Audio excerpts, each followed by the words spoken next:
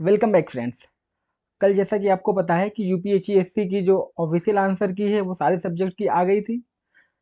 तो इस वीडियो में हम आपको बताने वाले हैं कि यूपीएससी की जो आंसर की आई थी उसमें कौन कौन से क्वेश्चंस ऐसे हैं जिनको आप चैलेंज कर सकते हो। कौन कौन से क्वेश्चन होंगे जिनको आप चैलेंज कर सकते हो और उनका रेफरेंस क्या हो सकता है, पेज नंबर के साथ हम आपको बताएंगे कि क्या जितने डाउट हैं आपको, क्या वो उन सारे क्वेश्चंस को चैलेंज करना चाहिए या कुछ क्वेश्चंस को चैलेंज किया जा सकता है जिनके रेफरेंस मिल रहे हैं। और जिनके रेफरेंस मिल रहे हैं कि ये सही क्वेश्चन है, उनको क्या जो है करना चाहिए चैलेंज उन क्वेश्चंस को या नहीं करना चाहिए। आपको पता है जो यूपीएससी की जो आंसर की है वो कल आ गई है। जो यूपीएससी जो आंसर की रिलीज कर दी, इसने आंसर की रिलीज कर दी है। और कब रिलीज की थी? ये रिलीज की थी आपकी कल। कल यानी आपका 10/5/2025 को। और 19/5/2025 तक आप क्वेश्चंस को चैलेंज कर सकते हो। चैलेंज कर सकते हो। इसका जो फॉर्मेट है वो किस फॉर्मेट में करना है, फॉर्मेट है वो जो ऑफिशियल आंसर की है उस पर दिया होता है। क्वेश्चन चैलेंज कैसे करते हो आप? चैलेंज करने के लिए क्वेश्चन का सबसे पहली बात, आपके पास कोई रेफरेंस होना चाहिए। ठीक है, रेफरेंस होना चाहिए। रेफरेंस जो है किसी बुक का होना चाहिए, बुक का। बुक चाहे वो इंडियन ऑथर की हो, इन एग्जाम्स के लिए इंडियन ऑथर की हो, चाहे वो फॉरेन की हो। ठीक है, फॉरेन ऑथर की हो, दोनों बुक चल जाएंगे। ठीक है, आपको उन बुक्स का क्या करना है, आपको बुक्स का आपको नेम देना होगा। आपको चैलेंज कैसे कर सकते हो आप किसी क्वेश्चन को? आपको उनका नेम देना होगा, book name, book name, topic, page number, page number, author name, और बुक कौन से एडिशन का है, बुक के बुक एडिशन मतलब फोर्थ है, फिफ्थ है, सिक्स है, किस एडिशन की बुक से आपने लिया है। ठीक है, और उसके बाद आपका जो आंसर, इतनी चीजें होनी चाहिए, तब आप चैलेंज कर सकते हो। तो आपको चैलेंज करने के लिए ये बातें ध्यान में रखनी है। ठीक है, उसके बाद कौन कौन से क्वेश्चन चैलेंज कर सकते हो आपको हम देखने वाले हैं। ठीक है, तो स्टार्ट करते हैं। आप इसको दोबारा से देख लीजिएगा, यहाँ ये वाला पार्ट कि क्या क्या आपको चाहिए होगा जो है किसी क्वेश्चन को चैलेंज करने के लिए। पहला क्वेश्चन देखते हैं। क्वेश्चन आया था जो बहुत ही कंट्रोवर्शियल है।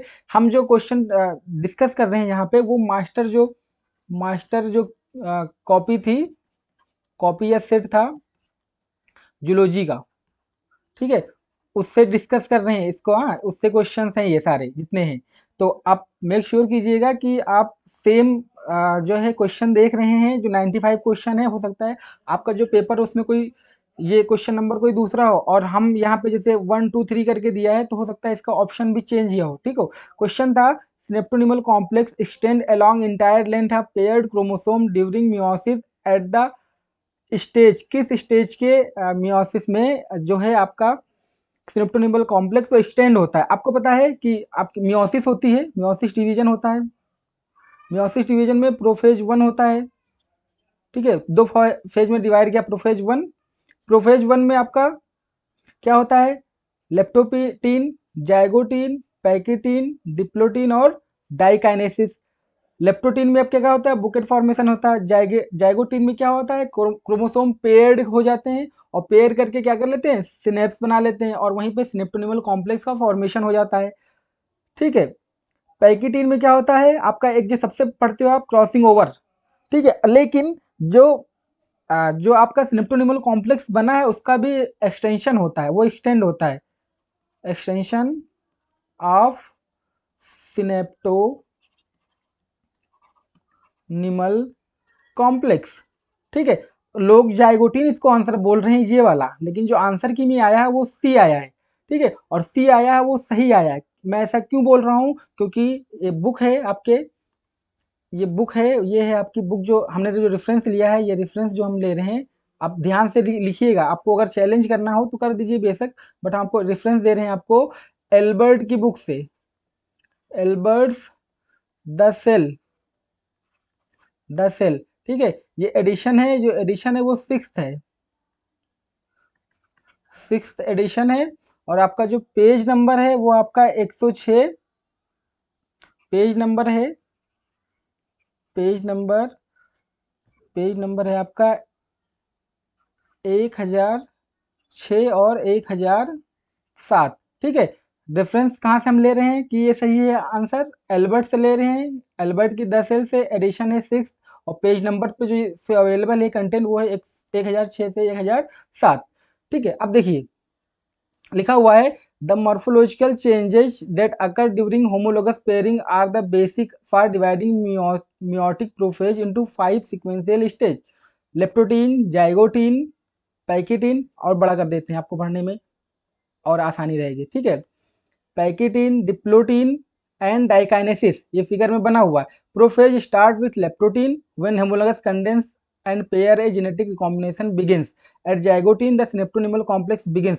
ठीक है, जाइगोटीन में क्या होता है, सिनेप्टोनिमल कॉम्प्लेक्स बनता है। ठीक है, तो ये एक बात हो गई। आप जो क्लेम कर रहे हो वो कह रहा है एक्सटेंड कहाँ होता है, ये यहाँ पे लिखे हुए हैं कि बनता है।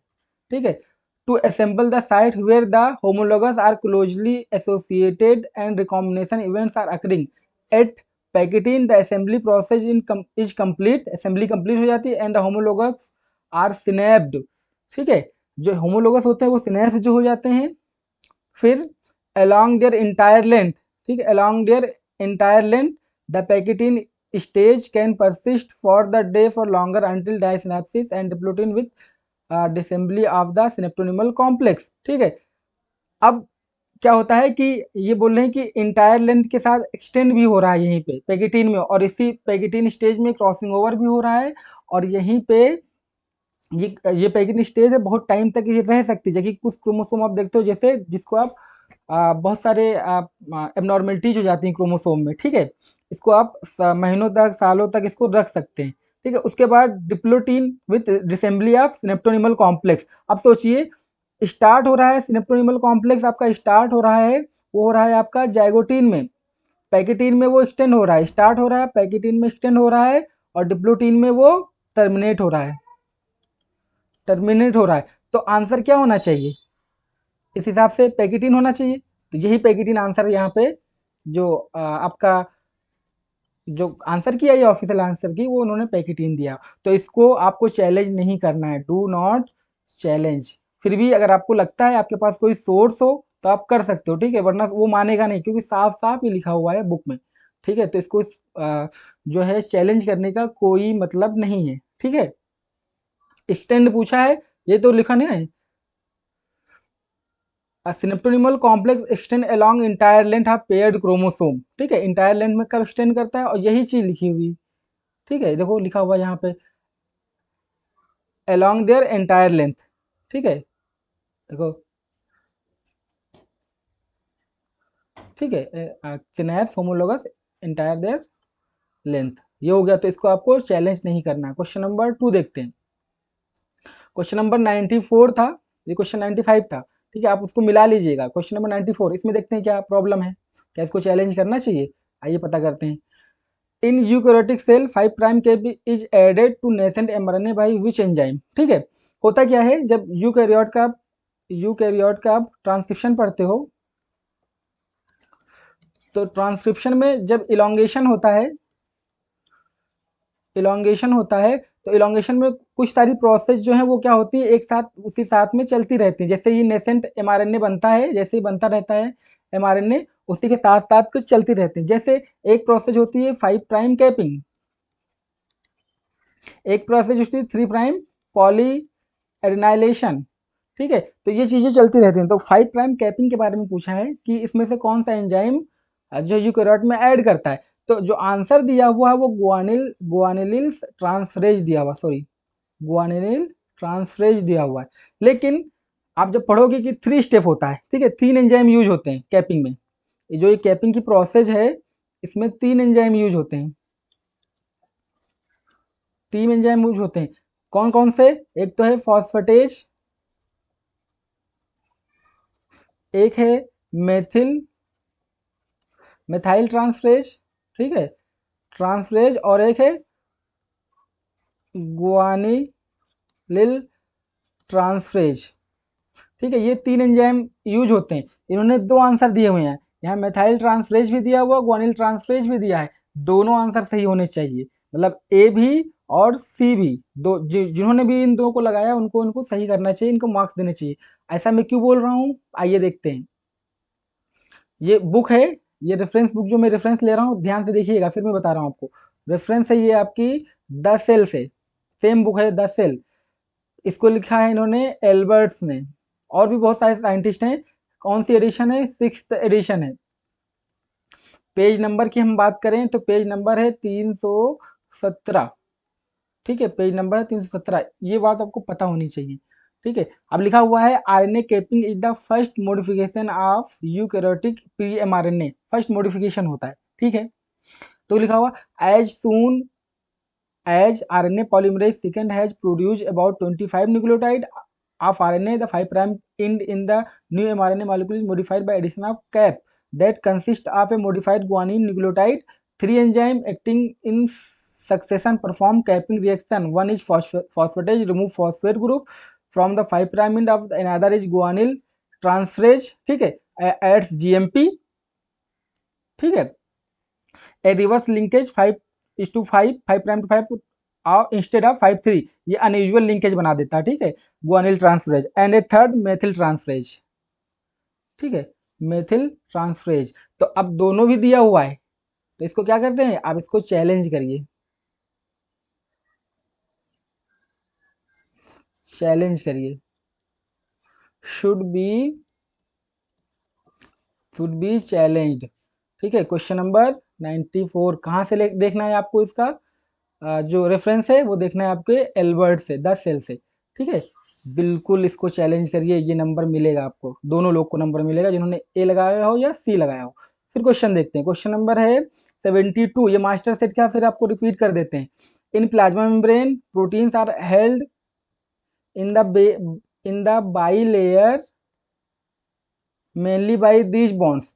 ये पूछ रहे हैं कि प्लाज्मा मेम्ब्रेन में क्या होती हैं, प्लाज्मा मेम्ब्रेन में प्रोटीन होती हैं, प्रोटीन्स होती हैं। ये प्रोटीन्स प्लाज्मा मेम्ब्रेन में प्रोटीन्स होती हैं और लिपिड होती हैं, सॉरी, प्रोटीन्स होती हैं और लिपिड्स होती हैं। ये पूछ रहे हैं कि लिपिड्स किसके जुड़े होते हैं, तो लिपिड आपके 3 तरीके की प्रोटीन जो होती हैं वो इंट्रिंसिक होती है, एक्सट्रिंसिक होती है और लिपिड एंकर्ड होती है, लिपिड एंकर्ड प्रोटीन होती है। ठीक है, ये पूछ रहे हैं कि जो प्लाज्मा मेम्ब्रेन में जो प्रोटीन है वो किस बॉन्ड के थ्रू ज्वाइन होती है, तो जो इंट्रिंसिक प्रोटीन है वो आपके बाइंड होती है हाइड्रोफोबिक इंटरेक्शन के थ्रू। एक्सट्रिंसिक जो है वो इलेक्ट्रोस्टैटिक या आयनिक इंटरेक्शन इनके थ्रू बाइंड होती है। लिपिड एंकर जो होती है वो कोवेलेंट बॉन्ड के थ्रू बाइंड होती है। ठीक है, तो अब ये पूछ रहे हैं कि प्लाज्मा मेम्ब्रेन में protein are held in bilayer mainly by, जो मेनली बाई होती हैं, तो इन्होंने कुछ मेंशन तो किया नहीं कि लिपिड एंकर्ड है कौन सा है, तो यहाँ पे जो आंसर होना चाहिए था वो हाइड्रोफोबिक होना चाहिए था, इन्होंने दे दिया है कोवेलेंट बॉन्ड, तो कोवेलेंट बॉन्ड का आंसर नहीं होगा। ठीक है, यहाँ पे हाइड्रोफोबिक होगा। तो इस क्वेश्चन को अब हमने तो ये बता दिया, क्या ये कहीं रेफरेंस में है, क्योंकि वो रेफरेंस मांगेगा। ये लीजिए रेफरेंस, ये है आपकी जो रेफरेंस हम दे रहे हैं इस क्वेश्चन के लिए, ये है आपका रेफरेंस है आपका लेनिंजर से, लेनिंजर की जो है 4th एडिशन। चैप्टर नाम क्या है, the composition architecture of membrane, ये चैप्टर नेम है। ठीक है, पेज नंबर देखोगे है 373 और 375। ठीक है, 373 और 375 ये पेज नंबर है। ठीक है, देखिए देखो पेरिफेरल प्रोटीन जो है ये किससे होती है, अभी दिखाते हैं आपको, एक मिनट। ठीक है, देखो इलेक्ट्रोस्टैटिक इंटरेक्शन देख रहा है ये। ठीक है, अब देखो फिर उसके बाद इंटेग्रल प्रोटीन हाइड्रोफोबिक इंटरेक्शन। ठीक है, तो या तो इलेक्ट्रोस्टैटिक होना चाहिए था या हाइड्रोफोबिक होना चाहिए था। लेकिन वो बोल दिए कोवेलेंट, और ये होता है आपका लिपिड एंकर्ड प्रोटीन, इंटीग्रल जो जो लिपिड एंकर्ड होता है उसके लिए, ठीक है। तो आपको ये क्या करना है, इसको चैलेंज करना है इस क्वेश्चन को। और चैलेंज कहाँ से करना है, लेनिंजर की बुक होगी, 4th एडिशन है ये, पेज नंबर आपका है, और जो है पेज नंबर आपका हो गया 373 375 हमने बताया पेज नंबर, ठीक है। ये इन्फॉर्मेशन आपके पास होनी चाहिए कि किस पेज से कहाँ पे है, 373 और 375। जो जो टाइटल है वो कंपोजिशन आर्किटेक्चर ऑफ मेम्ब्रेन है, ठीक है। ये हो गया। इस क्वेश्चन को should be challenge, should be challenged, number मिलेगा इसमें, ठीक है। इनको सही करना पड़ेगा, जिन्होंने भी हाइड्रोफोबिक सभी ने हाइड्रोफोबिक ही लगाया होगा। क्वेश्चन नंबर जो बहुत ही कंट्रोवर्शियल है, क्वेश्चन नंबर 92 मास्टर सेट का ये भी है। Phylogeny can be known with the help of, जो फाइलोजेनी है, फाइलोजेनी आपको देखते हो मतलब है, फाइलोजेनी का मतलब क्या है पहले जानो कि एंसेस्ट्री। आप एंसेस्ट्री कैसे पता लगाते हो, मान लो आप चिंपैंजी के हो, चिंपैंजी, या बोलते हो गोरिल्ला, ये सब हमारे, ये ह्यूमन के जो है क्लोज हैं, ह्यूमन के क्लोजेस्ट हैं, ठीक है, ह्यूमन इनके क्लोजेस्ट हैं। तो आप किस बेसिस पे बनाते हो, कहते हो इनमें जो 98% डीएनए है वो सिमिलर है, सिमिलर है, ठीक है। तो फाइलोजेनी किसके हेल्प पे आप कर सकते हो, डीएनए के बेसिस भी कर सकते हो, आरएनए के भी बेसिस पे करते हो, ठीक है। 16S आरएनए जो कि बहुत फेमस है, आरएनए के बेसिस भी करते हो, लेकिन इन्होंने डीएनए दिया है, डीएनए ज्यादा सही आंसर है, ठीक है, एनिमल के केस में। तो देखो हम दिखाते हैं, आप अभी हम ऐसा क्यों कह रहे हैं कि इनका ये आंसर सही है, ये भी हो सकता है लेकिन ज्यादा सही ये है। जब आप आंसर देते हो तो ये बोला जाता है कि जो ज्यादा सही है उसको लगाना है आपको, ठीक है। तो ज्यादा सही ये आंसर, आंसर ये भी हो सकता है लेकिन ज्यादा सही ये है। हम क्यों बोल रहे हैं कि ये नहीं मानेंगे आपका, अगर आपको फिर भी अगर करना है तो चैलेंज कर दीजिए अगर आपके पास रेफरेंस है, लेकिन हम आपको दिखाते हैं। ये देखिए, ये बुक है, ये जो है बुक का नाम है, बुक का नाम है आई जेनेटिक्स, इसके ऑथर हैं रसेल, रसेल। ये जो एडिशन है वो है आपकी 4th, पेज नंबर देखोगे तो है ये 36, और टाइटल देखोगे चैप्टर 1 है द फाउंडेशन ऑफ बायोकेमिस्ट्री, ठीक है। इसमें देखोगे यहाँ पे लिखा हुआ है,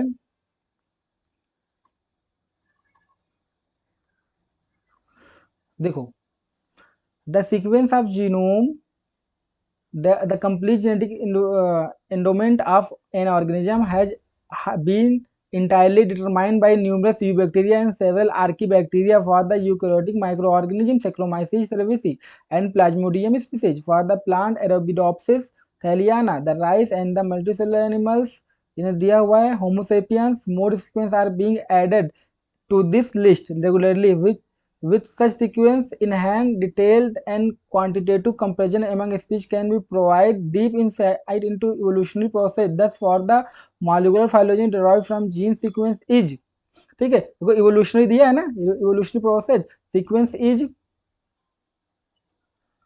is consistent with but in many cases more precise than the classical phylogeny based on macroscopic structure. Although organisms have continuously diverged at the level of gross anatomy, at the molecular level the basic unity of life, apparent molecular structure and mechanism are remarkably similar from the simplest to the most complex organism. These similarities are most easily at the level of sequence, either the DNA sequence that encode protein or protein sequence themselves, ठीक है। ये DNA sequence के basis पे हो सकता है या protein sequence के बेसिस पे हो सकता है, ठीक है। देखो सीधा सीधा इन्होंने डीएनए ही दिया हुआ है यहाँ पे, ठीक है। तो जब डीएनए लिखा हुआ है तो मेजरली जब यही हो गया तो ये नहीं मानेगा आपका आंसर, ठीक है। तो ठीक है, ये नहीं मानेगा, ठीक है। ये आप फिर देख लीजिए कहाँ से हमने रेफरेंस दिया, किसी को अगर चाहिए होगा तो मैं इसको सेंड कर दूंगा, अगर चैनल जो टेलीग्राम चैनल है हमारा उसका हम लिंक दे देंगे कमेंट सेक्शन में, उसमें आप देख लीजिएगा, ठीक है। तो बुक नेम हमने दे दिया आपको, तो इसको आप चैलेंज नहीं करिएगा, ठीक है, पैसे आपको चैलेंज करना है, पैसे शायद है नहीं इसमें चैलेंज करने को। चैलेंज करने को अगर मिल रहा हो आपको कहीं से वैलिड तो चैलेंज कर दीजिए, बट मुझे लग रहा है कि ये एक्सेप्ट नहीं होगा। डू नॉट चैलेंज, ठीक है, इसको चैलेंज आप नहीं करिए। ठीक है, 92 क्वेश्चन नंबर फिर देखते हैं 69। इसमें हमें लग रहा है किसी को कन्फ्यूजन नहीं होना चाहिए, लेकिन अगर किसी को कन्फ्यूजन तो फिर भी मैं बता देता हूँ। The example of adaptive radiation seen in, किसमें सीन? डार्विन फिंचेस तो इसका एग्जाम्पल है। बर्ड्स में भी सीन होता है, मैमल्स में भी सीन होता है, मतलब all of the above. Marsupials mammal भी कहते हैं और प्लेसेंटल मैमल्स भी करते हैं। ठीक है, मैमल्स में दोनों आ जाएंगे तो ऑल ऑफ द एबव हो जाएगा। तो all of the above he answer दिया है आयोग ने और वही सही होगा। हम कैसे क्यों बता रहे हैं आपको दिखाते हैं, ये देखिए, ये देखिए, ये देखिए, व्हाट इज एडाप्टिव रेडिएशन लिखा हुआ है यहाँ पे। व्हाट इज एडाप्टिव रेडिएशन, ठीक है, ये देखिए, ये आपकी डार्विन फिंचेज हो गई, ये जो दिए हुए डार्विन फिंचेज हो गई ये पूरे। ये देखो मार्supial हो गए पूरे जो दिए हुए हैं यहाँ पे। ठीक है, ये आपके हो गए कौन से, ये प्लेसेंटल मेमल्स हो गए ये जो दिए हुए हैं आंसर। ठीक है, ये आंसर हो गए प्लेसेंटल मेमल्स के, हो गए ना। तो आंसर कौन हो जाएगा, वही हो जाएगा जो हम आपको बताना चाह रहे हैं। ठीक है, तो इसको भी चैलेंज नहीं करना है। Do not challenge. ठीक है, फिर क्वेश्चन देखते हैं, क्वेश्चन नंबर 79। क्वेश्चन नंबर 79 है, the process of reducing concentration of the contaminant in environment by naturally occurring microbes. ठीक है, कंटेमिनेशन को किससे आप रिड्यूस कर सकते हो, जो नेचुरली अकरिंग माइक्रोब्स हैं, आप कर सकते हो। बायो रिमेडिएशन होता है, बायो बायो रेमेडिएशन होता है। ये बायो रेमेडिएशन दो तरीके से हो सकता है, इन सीटू, इन सीटू और एक्स सीटू। इन सीटू जो होता है आपका दो तरीके से हो सकता है, एक हो सकता है आपका इंट्रिंसिक, ठीक है, इंट्रिंसिक, और आपका हो सकता है इंट्रिंसिक और होता है जे माइक्रोबियल इंजीनियर्ड। ठीक है, जो इंट्रिंसिक है, ये जो इंट्रिंसिक होता है इसी को आप, इसको होता है आपका नेचुरली अकरिंग माइक्रोब्स के द्वारा, नेचुरली अकरिंग माइक्रोब्स के द्वारा। ठीक है, तो इसका आंसर जो आयोग ने दिया था इंट्रिंसिक, पहले मैंने भी डिस्कस किया था, मुझे लग रहा था इन सीटू कर देंगे इसको क्योंकि हम इतना ब्रॉड क्लासिफिकेशन नहीं किए थे, लेकिन जो आंसर आया वो इंट्रिंसिक आया, तो इंट्रिंसिक ही सही है। ठीक है, आप इधर देख सकते हो, intrinsic bioremediation, this is a natural process where naturally occurring microorganism degrade contaminant without human intervention. It relies on the inherent ability of microbes to transform pollutant into harmless substance. This method is often used in underground environments such as petroleum contaminant sites where microbial populations already exist. ठीक है, इसका जो वो है in situ remediation. In situ remediation में आपका ये बोल रहे हैं कि इंट्रेंसिक आता है और इंजीनियर्ड आता है। ठीक है, तो इसका आंसर आपका जो होगा वो इंट्रेंसिक होता है। मैंने भी इन सीटू ही बताया था पहले, बट हमें नहीं लग रहा था कि इतना ब्रॉड क्लासिफिकेशन में करेंगे, क्योंकि इन सीटू भी वही होता है, इंट्रेंसिक भी होता है, लेकिन इन्होंने मोस्ट अप्रोप्रिएट दे दिया, इंट्रेंसिक दे दिया, तो यही आंसर हो जाएगा। तो इसको भी आप चैलेंज नहीं करिए, डू नॉट चैलेंज। ठीक है, चैलेंज नहीं करिए। फिर उसके बाद एक क्वेश्चन देखते हैं, the building web of spider example of. तो जो आंसर दिया है, जो आंसर दिया है वो दिया है फिक्स, वो दिया है इनेट बिहेवियर, लेकिन कुछ लोग बोल रहे हैं कि फिक्स एक्शन पैटर्न भी होना चाहिए साथ में, दोनों ही इनेट बिहेवियर है। ठीक है, ये भी इनेट बिहेवियर में आता है। ठीक है, लेकिन आपको ये देना है कि इनेट बिहेवियर जो है वो है कि जो जेनेटिकली डिटरमाइंड होता है, आप ये मानते हो बात। ठीक है, अब जो मतलब जेनेटिकली डिटरमाइंड होता है उसको आप फ्रॉम, सॉरी, फ्रॉम, एक मिनट, फ्रॉम बर्थ ये होता है। ठीक है, फ्रॉम बर्थ होता है और ये जेनेटिकली डिटरमाइंड होता है, जेनेटिकली डिटरमाइंड होता है। लेकिन जो फिक्स एक्शन पैटर्न है ये इनेट बिहेवियर का ही एक टाइप है, फिक्स एक्शन पैटर्न। तो फिक्स एक्शन पैटर्न में क्या होता है कि जो इसमें क्या होता है कि एक फिक्स टाइप का, fixed type of behaviour perform करते हो, ठीक है।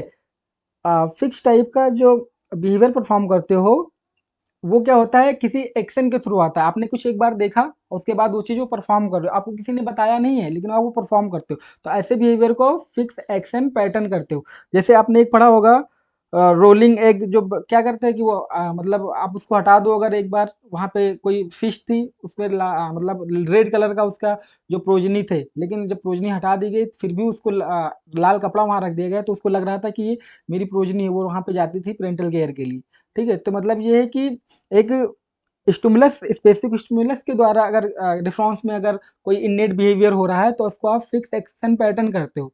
ध्यान दीजिए फिर से, अगर किसी स्टिमुलस के रिस्पॉन्स में इनेट बिहेवियर हो रहा है तो उसको फिक्स एक्शन पैटर्न कर रहा है, लेकिन बिना किसी स्टिमुलस के इनेट बिहेवियर हो रहा है, तो मतलब कोई बिहेवियर हो रहा है इनबॉर्न बिहेवियर, तो उसको आप इनेट बिहेवियर कहते हो। तो इसीलिए जो इसका आंसर हो जाएगा ज़्यादा सही होगा वो इनेट बिहेवियर होगा। ठीक है, तो इसको भी आप डू नॉट चैलेंज। ठीक है, अगर आपको मिल रहा है कहीं रेफरेंस, चैलेंज कर दीजिए। मुझे नहीं मिला रेफरेंस, और मैंने क्यों नहीं मिला, मैंने आपको दिखाया ये। ठीक है, जिनके रेफरेंस मिले मैंने उनको बता दिया है, ये चीज़ की भी रेफरेंस आपको दिखा दी है। ठीक है, तो ये सब क्वेश्चंस हो गए आपके, इनके द्वारा आपको एक क्वेश्चन और था 38, इसको बोल रहे हैं कि एक्सरे कॉज म्यूटेशन थ्रो। ठीक है, आपको बता दूं मैं, रेडिएशन होता है, थोड़ा देखिए म्यूटेशन, रेडिएशन है, ये क्या करते हैं, म्यूटेशन को कॉज करते हैं। अब ये रेडिएशन दो तरीके के हो सकते हैं, आयोनाइजिंग और नॉन आयोनाइजिंग। जो आयोनाइजिंग होते हैं वो हाई वेवलेंथ होती है, इसमें लो वेवलेंथ होती है। हाई में अगर देखोगे तो इसमें आएगा एक्स रेज, ठीक है, गामा रेज, अल्फा रेज, ये सब आएंगे, और इसमें आएंगे नॉन आयोनाइजिंग में यूवी रेज। जब एक्स रेज जो है म्यूटेशन करती हैं किसी किसी ऑर्गेनिज्म में, तो ये क्या करती हैं, डबल स्टैंड ब्रेक करती हैं। ठीक है, इंटर स्टैंड ब्रेक भी बोलते हैं।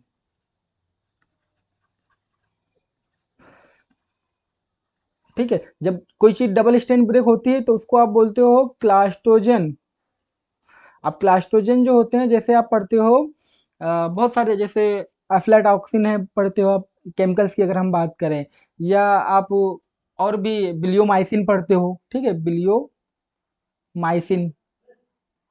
जो कि पल्मोनरी फाइब्रोसिस कॉज कराते हैं माइस में। ठीक है, माइस में पल्मोनरी फाइब्रोसिस मतलब जो कैंसर है उसको इंड्यूस कराते हैं। ठीक है, क्लास्टोजन, ये क्लास्टोजन करते क्या है, डीएस ब्रेक करेंगे, डीएस करेंगे तो क्या होगा, फ्रेमशिफ्ट म्यूटेशन हो जाएगा, फ्रेमशिफ्ट म्यूटेशन हो जाता है। और फ्रेमशिफ्ट म्यूटेशन में दो चीजें आती हैं, एक तो आपका आता है इंसर्शन, और एक आता है आपका डिलीशन। ठीक है, इंसर्शन और डिलीशन। तो यूवी रेज क्या करती है, सिंगल स्ट्रैंड ब्रेक कहती है, सिंगल स्ट्रैंड ब्रेक करती है। ठीक है, सिंगल स्ट्रैंड ब्रेक होता है जो उसको आप कहते हो इंट्रा स्ट्रैंड ब्रेक। ठीक है, तो और भी चीजें हैं लेकिन बस इतना बहुत है, इतना आपको जितना एक्सप्लेन कर दिया। ठीक है, तो यहाँ पे क्या करेगा, ये एक्स रेज है तो डिलीशन दिया हुआ है, बेस सब्स्टिट्यूशन नहीं करेगा, डिलीशन करेगा। ठीक है, ये आंसर हो गया। लोगों को लग रहा है कि नहीं बेस सब्स्टिट्यूशन भी करेगा, एल्कॉक के ये सब बुक में दिया हुआ है, लेकिन लेविन की जीन में दिया है, लेकिन सबसे पहले डिलीशन करेगा वो, तो सबसे पहले जो डिलीशन करेगा उसका आंसर ये दिया हुआ है। ठीक है, तो ये हो गए आपके जितने क्वेश्चन चैलेंज हो सकते थे, मैंने सब आपको सारे बता दिए हैं। ठीक है, इसको नहीं, इसको भी नहीं चैलेंज करना है, डू नॉट चैलेंज, इसको भी चैलेंज नहीं करना है, इसको भी चैलेंज नहीं करना है, इसको भी चैलेंज नहीं करना है, इसको भी चैलेंज नहीं करना है, इसको चैलेंज कर दीजिए, एक, दो, इसको चैलेंज कर दीजिए। ठीक है, इसको भी चैलेंज नहीं करना है। ठीक है, तो दो क्वेश्चन चैलेंज करने हैं और बाकी 5-6 क्वेश्चन जो और बताए हैं उनको आपको चैलेंज नहीं करना है। यही क्वेश्चन थे जिनको डाउट था, अगर फिर भी आपको डाउट हो रहा है कि नहीं चैलेंज होना चाहिए, तो आपके पास अगर रेफरेंस है तो बिल्कुल आप चैलेंज कर दीजिए अगर आपको लगता है। तो मुझे लग रहा था कि जो चैलेंज करने चाहिए या नहीं करने चाहिए, जिनके आंसर चेंज हो सकते हैं, वो 2 क्वेश्चन हैं जिनके आंसर चेंज हो सकते हैं। अगर आपके वो गलत हुए हैं अभी, तो आप 2 नंबर प्लस कर लीजिएगा, डेफिनिटली वो चेंज होंगे आंसर, ठीक है। और जो आप ये करोगे इनके अलावा उन 2 क्वेश्चंस के, नहीं चेंज होगा, 100% नहीं चेंज होगा, क्योंकि जो उन्होंने बनाया होगा वो कुछ किताब देख के ही, जो एक्सपर्ट होते हैं उन्होंने बुक देख के ही बनाया होगा, कोई स्टैंडर्ड बुक, ठीक है। तो आप मेक श्योर कीजिए कि जितने क्वेश्चन आपके, 2 क्वेश्चन तो आपके एकदम 100% आप नंबर ऐड कर लीजिए, वो सही ही होने हैं। इसके अलावा भी अगर कोई आपको डाउट है, आपको और कोई क्वेश्चन लग रहा है कि इसका आंसर चेंज होना चाहिए, आप हमें टेलीग्राम पे भेज दीजिएगा। टेलीग्राम का लिंक हम यहीं पे दे देंगे अपने वीडियो के जो कमेंट सेक्शन है वहीं पे नीचे, आप वहाँ से डाउनलोड कर ली, आप वहाँ पे ज्वाइन कर लीजिएगा टेलीग्राम पर, और वहाँ पे बता दीजिएगा ये हमारे नंबर पे आप मैसेज कर दीजिएगा, ये नंबर है हमारा, ठीक है, ये जो है ये नंबर है, ठीक है, इस पे आप मैसेज कर दीजिएगा व्हाट्सएप पे, ठीक है। तो हमारे पास पहुँच जाएगी वो चीज़ें। फिर अगर आपको फिर बोल रहे हैं, अगर आपको फिर भी लग रहा है कि कोई आपको चैलेंज करना चाहिए, तो बिल्कुल बेशक आप चैलेंज कर दीजिए। मैंने जितना हो सकता था मैंने बताया आपको, ठीक है। तो मिलते हैं नेक्स्ट वीडियो में, इस वीडियो में इतना ही रखते हैं, मिलते हैं नेक्स्ट वीडियो में, तब तक के लिए बाय बाय। अगर आप चैनल पहली बार आए हैं तो इसको सब्सक्राइब जरूर कर लीजिएगा, अपने दोस्तों को जरूर शेयर कर दीजिएगा, जो भी दे रहा हो कोई पीएससी का एग्जाम, सारी के लिए इंपॉर्टेंट अपडेट होगा, एकदम ऑथेंटिक न्यूज़ होगी, और ऑथेंटिक तरीके से आपको चीज़ें बताई जाएंगी, ठीक है। तो मिलते हैं नेक्स्ट वीडियो में, तब तक के लिए bye bye. Bye bye, thank for watching, thank you.